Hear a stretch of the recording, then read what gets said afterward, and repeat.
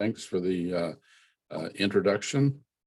Those always seem a little strange to me when people introduce me. It seems like they're talking about somebody else, but it, it it's always interesting. So welcome everyone, and we should have an informative and fun session this evening. It'll be because it's a webinar format. We can't have total interactive like we do on if we did in-person sessions here. But what we're going to talk about is understanding how you start a business. What are the basics? What are the components of a business? What are some critical success factors? And then we have a self-assessment that we have that you can do that will sort of give you an idea of whether or not you're ready to start a business. So the audience for this would be people who are thinking about starting a business or who have started a business and are thinking about growing the business. And then, as always, the next step would be to get a SCORE mentor and start working with them on specific items, business plans, various other aspects of the business here. So what we're going to talk about is some myths. We're going to talk about some types of businesses. We'll talk a little bit about funding, and we'll do the self-assessment. We're going to run through these at a fairly high level and fairly quickly. There's a lot of different components to starting a business, and it's definitely an adventure. Having started a business myself, I can say that the first time I started the business, I wasn't particularly successful, but after a lot of work, my second attempt at doing this was a lot more successful. So that happens. People start businesses, and sometimes they work out well, sometimes they don't. Shouldn't prevent you from starting another one. There we go here. So here's some myths. All I need is a good idea to be a successful entrepreneur. That's an interesting idea, but you really need an idea that people are interested in. So the fact that you have a good idea is a great start. The fact that you have an idea that people are interested in is even a better start. So here's another thought. If you go out on your own, you won't have to work so hard or such long hours. Well, that's definitely not true. You work harder at your own business than you probably ever had at any other business that you've been involved with. One of the reasons for that is that you're it. You're the person that needs to do everything. So I always tell people that in my company, I'm the CEO and I also take out the trash. And so you have to do a little bit of everything. Third myth is you're going to be able to deduct everything so you don't have to pay taxes. And we just refer you to the accounting professionals that are around, and no, you can't deduct everything. You can deduct a lot of things, and you definitely need to make sure you separate out your business expenses and your business from your personal finances, but you can't definitely deduct everything. Here's one I like. If you work independently, you won't have to report to a boss. Now, everybody has a boss. Even if you're the CEO of a company, your boss a lot of times is the board of directors of that company, or the stockholders, shareholders, the financial people who have given you the money to do the business. So everybody has a boss. Again, you're going to be the boss, but you're also going to be the worker in many cases here. So business owners get to do the work they want to and only what they find interesting. So that's a nice idea, but definitely not true. You need to work on things that definitely that you find interesting, but if you don't enjoy them or don't like them, one of the best things to do is to actually find someone that does enjoy that and have them become part of your business. So delegation, as in any management effort, if you don't enjoy doing part of the job, see if you can get somebody else to do that or to help you along. The last one is, if you choose to be self-employed, you'll be limited in what you can achieve since you'll be working alone. And that's true if you have it's true you'll be working alone if you're the only one in the business, but you don't have to. Small businesses a lot of times will employ other people. And to me, that always puts a little bit more pressure on the CEO or the founder of the company, because now you have not only your mortgage and your groceries at stake, but you have the mortgage and the groceries of the people that work for you. So all of a sudden, your perspective changes. And so these are some of the myths, some of the things that people think about when they start a business, but are not necessarily true here. So here's some business fundamentals. So the interesting thing here, if you think about it, is that the critical success factors, in other words, what would make your business a success, there's two aspects to that. There's the business aspects, and then there's the personal characteristics. So you have to meld those two in order to have a successful business. And it's not always easy, but it is definitely something that comes into play. So, first of all, you need to have some experience in the field. It is very difficult. It's not impossible, but it's very difficult to start a business if you have not worked in that field. You need to understand what it is. For example, you don't want to start a restaurant if you've never worked in the restaurant business. You don't want to start a retail operation if you've never worked in retail, because doing that gives you a lot of background information that you need to be successful here. So the other thing is that you've got to understand sales. And we'll talk about that a little bit later. But you're the salesperson. So I know a lot of people who say, well, I want to start a business, but I'm not a salesperson. Well, maybe you are a salesperson. You just don't think of yourself that way, because you're going to be selling your ideas. You're going to be selling your products. You're going to be selling your services. You're going to be doing a lot of selling here. And then the other piece is that you've got to put some skin in the game. You've got to have some money usually to start a business, and you have to have a lot of time. And then last, in the business fundamentals, you've got to be able to multitask and manage a lot of different things that are in the air here. Now, on the personal side, you really are taking a risk when you're starting a business.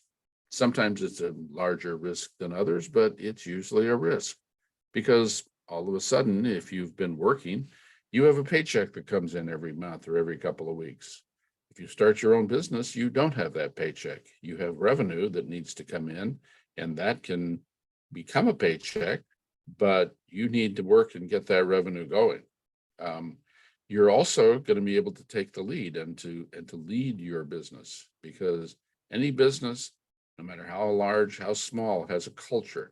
And you, as the leader of the business, are the one that sets the culture. So you have to make sure that you're up to the challenge there in terms of being able to take the lead.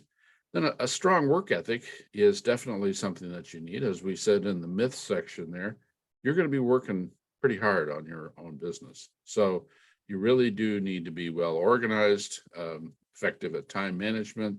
And the last part here is you're going to be willing to ask people for help. You can't do anything by yourself like this. Maybe you can, but by and large, people need assistance, which is why people come to SCORE, because there are people at SCORE, mentors, who have started businesses, who have succeeded, who have failed, who have started again, who have worked in industry as an employee, as an executive, and so they've got a lot of good background information, a lot of good input.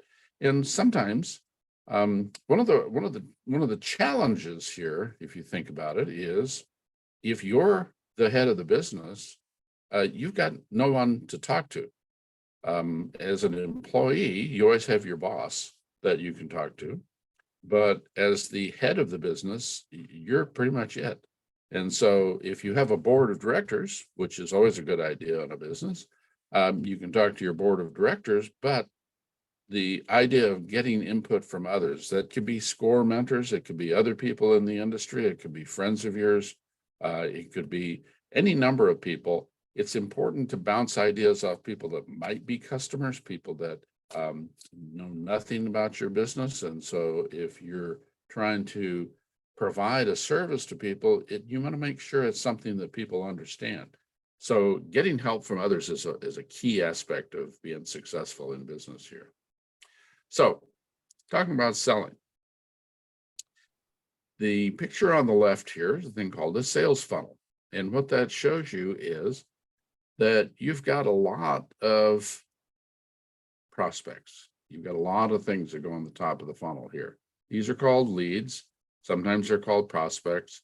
And then what you do is you do some sales calls, and that can be formal or informal.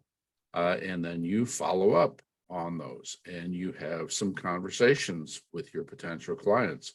And you may have many conversations with your potential clients. And then eventually you make a sale. So you start with 100 of these, you may end up with one. You may end up with 10, but you're not going to end up with 100. And so if you have what's called a qualified lead, meaning someone that you understand is interested in your product or service and is willing to buy your product and services, that's called a qualified lead. And that it may be a 3-to-1 ratio. So getting qualified leads is a great way to get your business starting. And if you have a network, you have a lot of people that you know, some of those may be qualified leads here. So the last aspect is solution selling.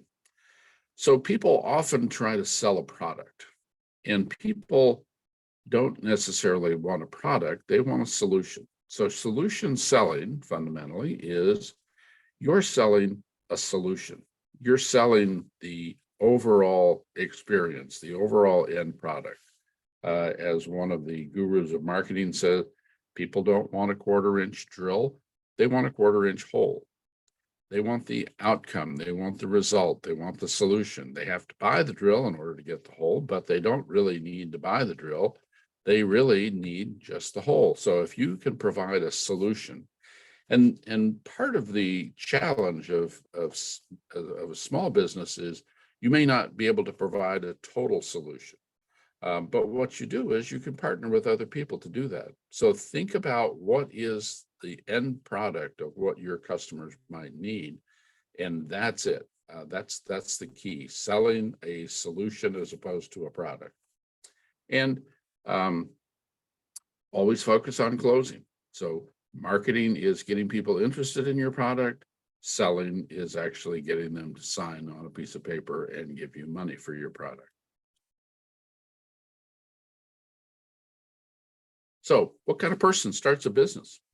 Usually they're hard workers. Usually they're someone who is driven to succeed. They are a doer as well as a thinker. I've known a lot of people who think that, hey, I'll just start a business. I'll become a consultant because I've been in the industry for a long time. But, I'm used to having an admin assistant, and I'm used to having somebody in the finance department doing the budgeting, and I'm used to all this. And it's like, well, hey, guess what? You're going to be responsible for that stuff. So you have to be able to do the stuff as well as just think about the stuff here. So persistent. The other thing that's sometimes people don't know about is you need to be healthy, and you need to have a supportive family around you, family or friends. You need to have support because it's going to be frustrating. You're going to find days that are really good. You're going to find days that are not so good. Kind of like playing golf, right? You have a good round and then you have a bad round. And so having a business it's helpful to have people that are there for support. And the reason I say you need to be healthy is because look back, hard worker. I even put that in the list twice because you're going to have to work hard in order to get your business to succeed. And if you're having health problems of any sort, that can be a challenge. Not something that's impossible to overcome, but it's definitely something to think about here. So before you think about what your business is going to look like, and I see this a lot. We all see this as mentors. People come in and say, I want to start a business. I'd like to copyright this. I'd like to get a trademark. I'd like to do this or that. And it's like, well, let's think about why your business should exist. Let's think about why people would want to buy your product or service before you talk about the embellishments, before you talk about all the stuff, before, in effect, you spend a lot of time and energy getting things structured when people may or may not be that interested in your product. So the idea here is that your product, your business should solve a problem. And if it's a common problem, then you have a large market. If it's a specific problem, then you might have a smaller market, but you may have the smaller market might be more qualified leads, as we talked about earlier. Okay. So, I have a friend who likes to do business with small manufacturing companies with operations in Vietnam. That's pretty specific, but that's where he has an area of expertise. And so he doesn't want to do things with people who have a business operation in China or in Brazil or in Eastern Europe. He is very comfortable in doing things with in Vietnam. He speaks the language, he knows the culture, he can help your business in that area. So that's a very narrow focus. But what happens is that he can isolate who it is that should be interested in his business by doing a little research. So the idea is, okay, who's going to buy your product? And you need to be able to describe what it is that you're providing from the perspective of a problem that's being solved. And as I said up here a little bit earlier, it may or may not be a known problem. I don't think anyone ever went up to Steve Jobs and said, hey, could you invent this iPhone thing? Because I'm really looking forward to that. Well, he did a lot of research. He looked into a lot of different things before he created the iPhone. And he created it because it solved a problem. It wasn't necessarily a problem that people thought about, but once it came out, wow, people were really interested in buying it. And that's the kind of thing that you want. You want to get people interested in your product or your services. So here's some stuff. A little bit of an interactive thing here. So use the chat if you want to. But let's think about those of you who are wanting to start a business. What's your idea? What's your business idea? Very briefly. One sentence. What's your business idea? And then what value does it provide to the customers? And third, why should they buy it from you? Okay, so take a couple of minutes. Again, it should only be a one sentence here, and talk about that, and we can have a bit of a conversation here. Okay, so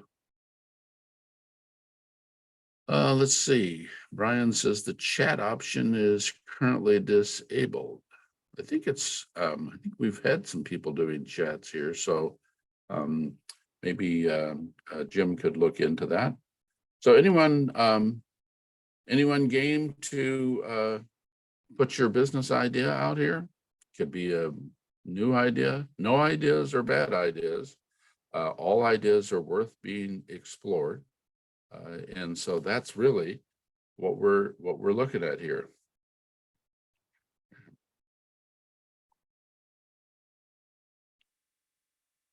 All right, so let's see here. We've got something. Oh, okay. So chat should be enabled now. So if we have people raring to go on asking oh, here we have someone. Their business idea, let me go back to that. Business idea is woodworking, furniture, home decor. Okay. So the person is looking at doing uh, building furniture for people to put in their homes. And so the thing with that is, it's interesting. It's not necessarily something that people have to have, if I understand correctly. It's something people would like to have. And so you have options. You want to buy a piece of furniture, you want to buy a chair, you want to buy a bed. You have a lot of different options for that. This particular business is looking at doing this with handmade furniture here. So here's another one: dog sitting business. Great experience to give you peace of mind while you're gone. So there we have an idea of it's dog sitting. Okay, that's a fairly identifiable business idea. And what the problem is, people are not always comfortable leaving their animals at home, especially after COVID, when a lot of people, I think there's been some studies on animals being having what do they call that when they're not happy when people are gone, because during COVID, a lot of people work at home, and they were there with their animals all day long. Now they're not. Some people still are, but a lot of people are not. So this is a good idea. So there's a defined problem and peace of mind while you're gone. So that's really a good idea, because that's a value, and that's looking at it from a customer. So meal catering for aging demographics, particularly in nursing homes and communities. So that's good. Okay, so we're bringing in food catering for the aging population here, and that's another clearly defined problem. So these are good ideas for people to come up with here. Let's see, any advice when there's not a traditional sales funnel? Selling used items online, considering growing it further. So far, the challenge is finding inventory, not actually trying to contact potential clients. So, one of the things that you have to think about here is, in a business that has inventory, you have to decide what you're going to do with the inventory. But the sales funnel, there is a flow. There are resale shops. There are other places around where looking at used items. So there are some examples of that, and that's a way to do your research. So one of the things you need to do if you're starting a business is you need to be good at research, or need to find somebody that's good at research. One of the things you can do is go to any of the libraries that were co-sponsors here. They have either reference or business librarians that might help you identify any number of, let's say, retail or resale shops. You might want to go talk to them. You might want to just go visit and see what they're doing, how they're selling things, and how they're advertising. So think about, if you have an idea, you can always take a look and see what someone else has done. You don't necessarily have to do that, but it can give you some ideas here. So the last one we'll do is resin and driftwood arts and crafts. And it's directed towards those in the LGBTQ community who are into role-playing games like Dungeons and Dragons. So you have a very specific audience there, which is good. It's good in that it's very specific. It is it could also provide a challenge, because it may or may not be as large a demographic as people looking for a chair, for example. But it's definitely something that you can advertise, and it's definitely something that what you would need to think about here is the last one, number 3. Why should they buy that? Why should they buy that from you? So, that's the thing to think about. You've identified the market. You have identified a potential problem that they need to have solved, role-playing games, but why would they buy from you as opposed to buying from, say, Amazon or someone else? So good, brand new idea. You can get your logo, you can choose your location, you can look at various markets and and basically you are the one creating the business. A disadvantage is that you're starting from scratch. It's a little bit bigger risk than, let's say, buying an existing business. You have no track record. So if you want to get financing, you need to have customers.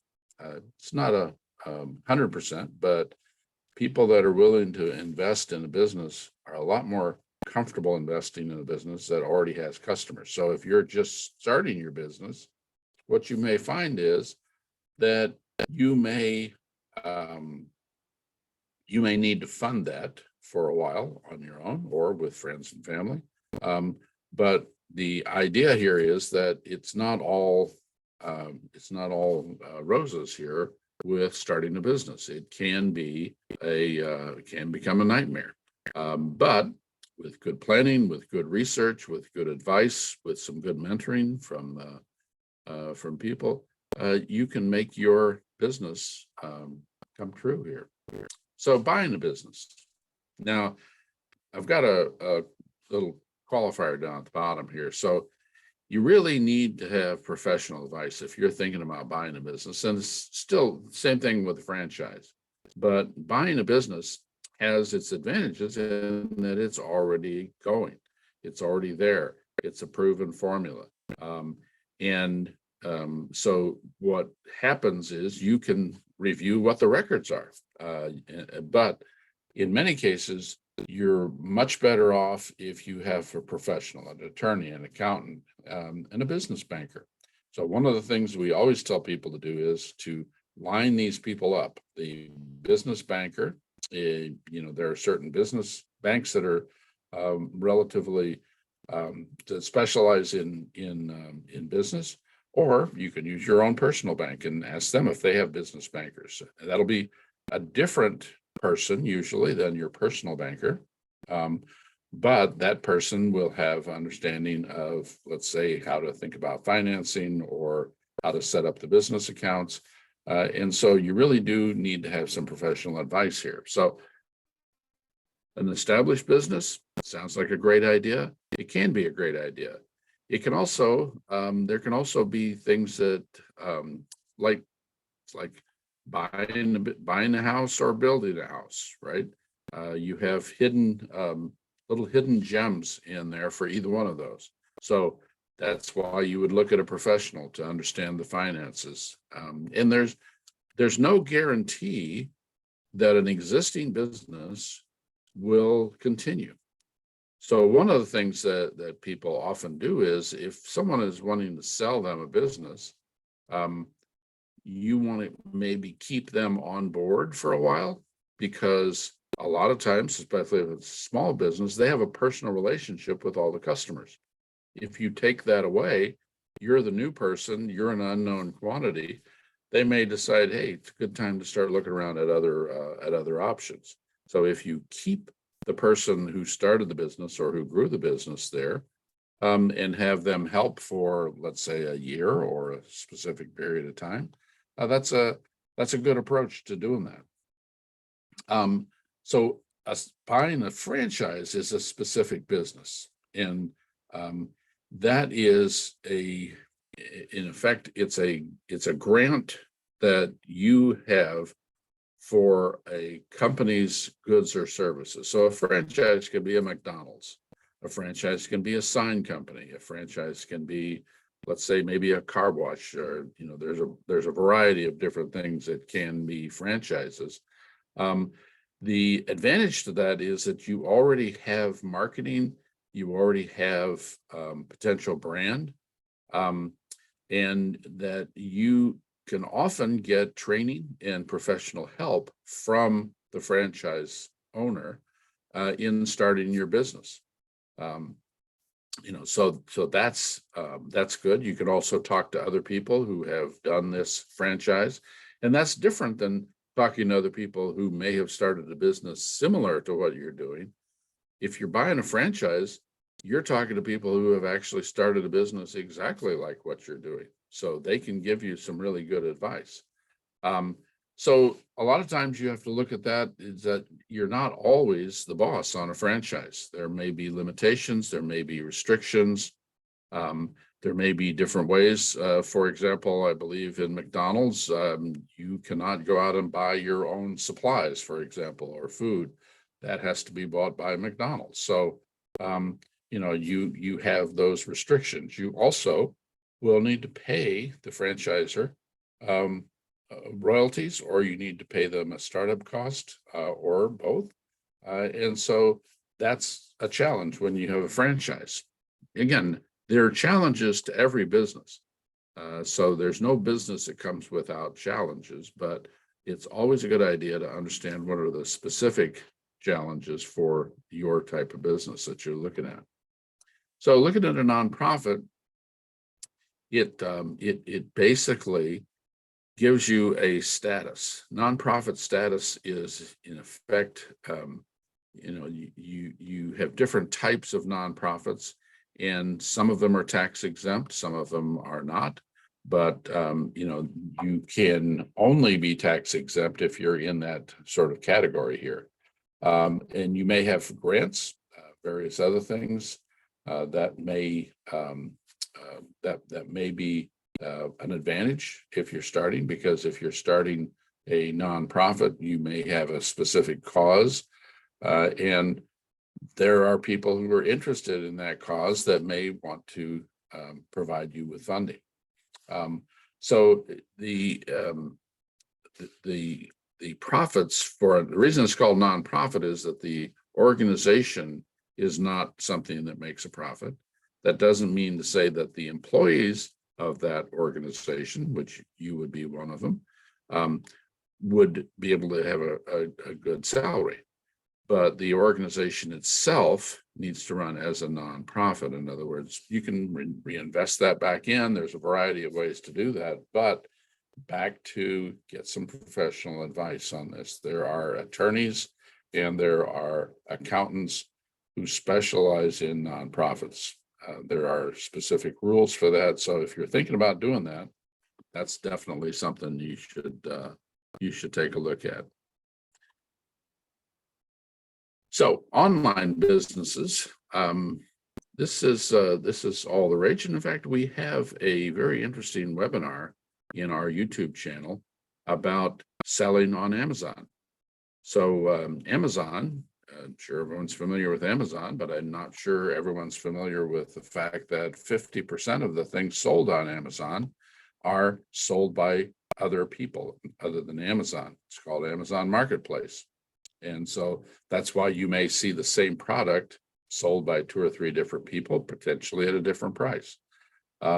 What that does for you with an online business is that you may have lower startup costs because you don't necessarily need a storefront. You have you have an existing business. You have an online business. It's a lot cheaper to build a website than it is to build a store. You have some more flexibility in that it could be open 24 hours a day without you being there. But it's a different way to do that. So that's another business here. So here's some brief thoughts on what makes up a business. So you've got, as we've talked, marketing, sales, products, services, you've got branding, you've got price, and look at this, you've got competition. Somebody out there may have already had that idea, and so that's the thing that you need to be aware of. But the other important aspect of this is you may be all of this because you're the business owner. So make sure when you start your business, you're able to do that. So talk a little bit about marketing. Marketing is creating a desire to purchase. Sales is actually asking for the order and hopefully processing the order. So people sometimes confuse marketing and sales. Marketing is awareness, it is branding, it is setting the stage for the sale, but you've got to close the sale here. Products and services, you have to think about maybe packaging. If you're doing specific products, you may have to think about who it is that needs it. We talked earlier about that. You may need to think about quality if you're doing an actual product. If you're selling coffee cups or you're selling something else, you need to make sure that they have a standard of quality here. Branding is something that identifies you within the market and sets you apart. So that's what you can do. Classic brands, Coca-Cola, Harley Davidson, those are two famous brands, but they have spent years and years developing those brands. So it's not something that can be done easily, but it's definitely something that can set you apart here. So pricing, it's always a challenge to think about pricing. What do you charge? Look at what other people charge. Do you want to give discounts? Do you want to give credit? Do you want to have a subscription model for your service versus a purchase model? And subscription models are very popular these days because what it does is it sort of locks in your customers. So think about something as crazy as ink cartridges, right? You can go out to Best Buy or Office Depot and buy ink cartridges, or you can sign up for a subscription service with the manufacturer of the printer, and they will send you ink cartridges every once in a while. It's convenient, it's a good idea, and it's recurring revenue, which is always good. Think about the other thing is, what is the competition? Who's out there doing the same thing you're doing? So you have to distinguish yourself. As we said earlier, you've got to find a problem. You've got to find a solution to that problem. And you have to convince people that you are able to do that better than the competition. But in order to do that, you've got to know something about the competition. And so that's, again, some of the research that you should be doing if you're thinking about starting a business. So any questions so far? Here's a question for everyone. So if you had to choose, which one of these would be the most challenging? In other words, marketing, sales, defining your product or services, branding, price, competition. What would you say is your biggest challenge for you personally? So that's a key thing to think about as you're starting to think about your business here. Let's see. How to price my products. Yep, that we got 3 of those now. That's exactly right. It is, here's one, sales.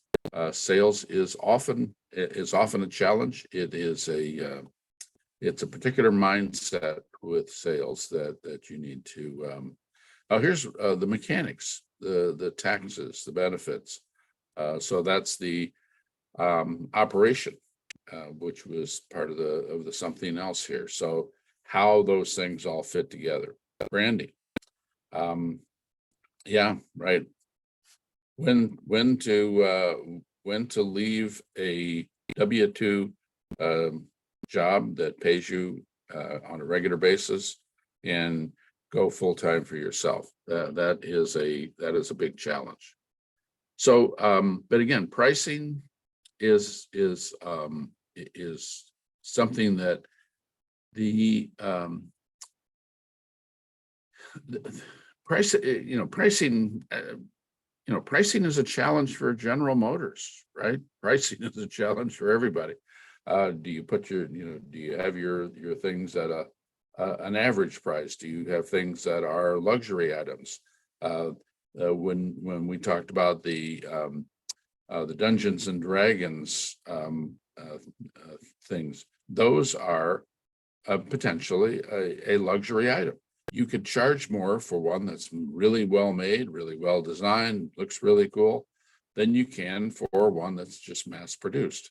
And so, think about what is the value. And the best way to think about selling, best way to think about price is what is the value that that's offering your customers, and what is that worth to them. So you can, if you're selling tools or you're selling something that is relatively a commodity, you're going to want to stay within a certain price range. But thinking about tools, if you buy a Milwaukee drill, that's going to last a lot longer than if you buy the Home Depot brand drill. However, if you're just a homeowner and you don't need to use the drill every day, 8 hours a day, then the Home Depot one is fine. So what's your market? What are people, the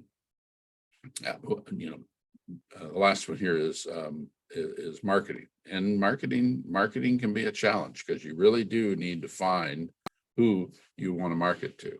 So good. So we have some organizational structures here. There's some simple structures. There's some legally recognized structures. Again, please think about this, talk to the mentors, talk to an attorney. You can start up with just a sole proprietorship. That means that you have a business and it is not incorporated or legally recognized in any way, but you're separating your business from your personal assets. You don't have the protection that you have with a limited liability company or an S corp, but you're able to distinguish that. You have to get a tax number. There's a certain number of things that you have to do as a sole proprietorship, but you don't have any formal structure, and that's fine. It can be fine for starting out. It can be. I've known people that have had a sole proprietorship for years and years, and it's perfectly fine with them. If you want a legally recognized business entity, in other words, in addition to separating your assets, you want to separate your liability, your risk, then you would go with something like a legally recognized company. That way, if there's any liability, the liability is with the company, not with you personally. So they can take the assets of the company if people sue you for something, but they can't take your car or your house. And that's one of the reasons why you would want to have a legally recognized entity here. Let's see. There we go. So here's some thoughts on the simple structures here. General partnership is same as a sole proprietorship. It's just with multiple people. Again, it can be a good way to start, or it can be something that you may want to use to experiment. That way you don't have all of the costs of setting everything up, but you also don't have the protection of setting everything up. And these days, setting up an LLC in the state of Illinois is just a few $100, and you can do it yourself. There are plenty of forms from the Secretary of State or the state of Illinois to do that. So back to, you don't have any shelter for your personal liability. The legally recognized is that the LLC a lot of times is the most simple structure. S corp is a little bit more complicated structure here. And what I found in talking to people, because when I started my business, I was doing, I want to be an LLC? Do I want to be an S corp? The thing that I ended up on is, what does my accountant feel most comfortable with? And if my accountant feels most comfortable with an S corp, then let's do that. It's definitely something back to get people to help you. And if your accountant wants you to have an S corp, and you don't want to, then you either have to change your accountant or you have to convince your accountant to do something that they may or may not have that level of experience with. So back to consult your attorney and your accountant and see what they would recommend. Some of these structures are better for specific companies, types of companies, and some are not here. So other things to think about: insurance. A lot of people, there's a lot of business insurance people out there that you may need a license. You may need certification. If you're selling food, you may need an inspection. And as we've said all along, you might need a team here. And these don't have to be full time.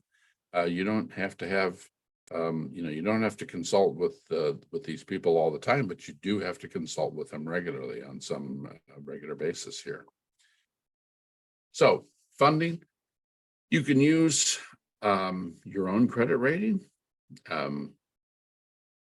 You can use friends and family.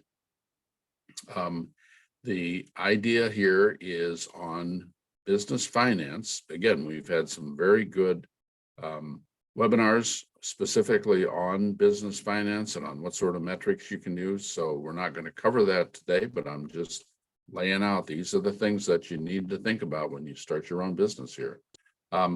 You may need to fund for 6 to 12 months before you start making a profit. When you start a business, you may need to dip into your own savings. You may need to have startup costs. You may need to have salaries if you have employees or contractors working with you. And so, again, these are things to think about. If you want to start a business that involves selling a product, you're going to have someone that manufactures that product, unless you're the one that does that. You're going to have someone that may ship that product. And so what we're saying here is there's a bunch of stuff to think about in terms of getting your business started. And, we have some good resources at SCORE here. So the next part here is sort of a quick self-assessment. So it's kind of like the question I asked a few minutes ago. But what it is it is a bit of a spreadsheet. And what you do is, okay, my product services serving an unmet need. In other words, it's solving a problem. I know who my potential buyers are. I have a clear value proposition. I understand what it'll take to obtain funding. So these are some things to think about. Enter a score from 1 to 10, and this is something to do on your own, not necessarily here, but this is a checklist for you to think about. Okay, these are the things I'm really good at. These are the things I really need to do more research on, and these are the things I need to get someone else to help me with. So as you go into business, you'll keep in mind record keeping is very important. Metrics are very important in terms of how your business is doing. A business plan is very important in terms of planning what your business is going to be doing. And so take a little bit of time and go through these here. So we've got some time for questions here. Let's see. Oh, so we've got some questions about mentoring. That's good. There are, as Jim said, 11,000 mentors out there that have all been through a lot of these things. We have people specifically on franchises. We have people specifically on looking for funding for businesses here. So think about 1 or 2 things that might give you an advantage. Think about 1 or 2 things that might give you a challenge. Okay. What might keep you from starting your business? Okay. What are your roadblocks? And what's your next step? What are you going to do after this? So this is sort of a call to action here. Are you ready to start a business? If you are, then a good next step is to get in touch with a SCORE mentor who can help you with a lot of these details that we talked about: marketing, getting things set up, Those are all important aspects of a business, and those are all things that that we have done here. There we go. So any other questions? SCORE webinars are a good place. Creating a business plan. We have templates for those. There are one-page business plans. There are 20-page business plans. As we always say, start small and expand from there. And that's the advice that we have. The PowerPoint, if you want to get a copy of the PowerPoint, just let me know. My email is in here. There you go. john.fisher@scorevolunteer.org, and I can give you a copy. Here are some SCORE resources. So we have financial projection templates. We have business plan templates. Lots of different things, as Jim said earlier, at our SCORE website. And here's a couple of books if you're thinking about. The Business Model Canvas is a one-page business plan. And that is a good way to start out to think about that. Lean Startup is a very good book if you're thinking about starting up. As the title suggests, they're using the principles of lean manufacturing to think about what's the minimum viable product that you want to do, the minimum viable service. So it's not the perfect service, it's the minimum one that you have here. Consignment work into selling products. So consignment is when you have someone that you're working with, let's say a store, sometimes, let's say a Hallmark store, if you're willing to sell some things that would, that would work in there. They will sometimes sell your products on a consignment. In other words, they're not buying your product. They're saying, I'll put it on my shelf, and if somebody buys it, I'll give you 80%, 70% of the price here. So that's a good thing to think about in terms of getting your brand out without having the expense of having your own store. Any other questions? We are at the mark here, so I'll turn it back to you, Jim. Well, thanks, John. That was a lot of information, very good information. These resources are excellent resources. We will have this a link to this recording up in a few days, and we will make sure that all of you get a copy of it where you can stop the video at this portion if you didn't get a chance to put a note in your files on this. Any other questions that you have, you can reach out to North Chicago SCORE, and we'll be happy to take your questions if you have additional questions. John gave you his email, so he can certainly answer questions that way. And of course, if you're looking for a mentor in your area or one on your subject matter, we would be very happy to find a match for you. John, great presentation. Lots of good questions from the audience. And I'm going to wrap it up here.